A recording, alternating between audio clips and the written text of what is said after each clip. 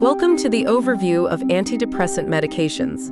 These medications are designed to alleviate depression by correcting imbalances in neurotransmitters in the brain. There are several main classes of antidepressants. These include selective serotonin reuptake inhibitors, or SSRIs, serotonin norepinephrine reuptake inhibitors, or SNRIs, tricyclic antidepressants, known as TCAs, monoamine oxidase inhibitors, or MAOIs, and atypical antidepressants. Let's start with SSRIs, one of the most commonly prescribed classes. Examples of SSRIs include fluoxetine, sertraline, citalopram, escitalopram, and paroxetine. These medications work by increasing serotonin in the brain by blocking its reuptake. Common side effects include nausea, headache, sleep issues, sexual dysfunction, dry mouth, and increased sweating. SSRIs are generally well tolerated, and they help improve mood by increasing serotonin levels. You can reassure patients by explaining SSRIs are well-tolerated medications that improve mood by increasing serotonin levels. Now, let's move on to SNRIs. Some common SNRIs are venlafaxine, duloxetine, and desvenlafaxine. These drugs boost both serotonin and norepinephrine by blocking their reuptake. The side effects are similar to SSRIs but may also include increased blood pressure, dizziness, and constipation. To explain this to patients, you could say, SNRIs improve mood and energy by enhancing serotonin and norepinephrine levels. Next, tricyclic antidepressants, or TCAs, include amitriptyline, nortriptyline, imipramine, and clomipramine. These medications work by blocking the reuptake of serotonin and norepinephrine. However, they tend to have more side effects, such as dry mouth, blurred vision, constipation, urinary retention, drowsiness, weight gain, and even heart rhythm disturbances. You might explain, TCAs are effective but may have more side effects, so they're often used when other medications haven't worked. Moving on to monoamine oxidase inhibitors, or MAOIs. Examples include phenelzine, tranylcypromine, and isocarboxazid. These medications inhibit monoamine oxidase, an enzyme which increases neurotransmitter levels in the brain. However, MAOIs require strict dietary restrictions and can cause side effects like dizziness, sleep disturbances, weight gain, and sexual dysfunction.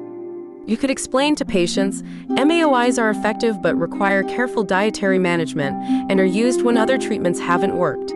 Finally, we have atypical antidepressants, which include bupropion, mirtazapine, and agomelatine. The mechanisms vary by drug, affecting dopamine, norepinephrine, and serotonin. For example, bupropion may cause insomnia and a dry mouth, while mirtazapine often leads to sedation and weight gain. Agomelatine may cause headaches and dizziness, but can improve sleep. Explain to patients, atypical antidepressants work differently and may be suitable if other medications haven't worked or if you have specific symptoms. Now, let's discuss the duration of treatment. For most patients, antidepressants should be continued for at least 6 months after symptoms improve to prevent relapse. For those with recurrent depression, longer-term use may be recommended. To patients, you can say, it's important to continue the medication for at least 6 months after you start feeling better to help prevent the depression from returning. Managing side effects is crucial in ensuring adherence to treatment. Most side effects are mild and temporary, often improving after a few weeks. If patients experience troublesome side effects, they should consult their doctor before stopping the medication. Explain to patients, some side effects may occur initially but often lessen over time. Please let me know if they become bothersome. Premature discontinuation of antidepressants can lead to significant risks.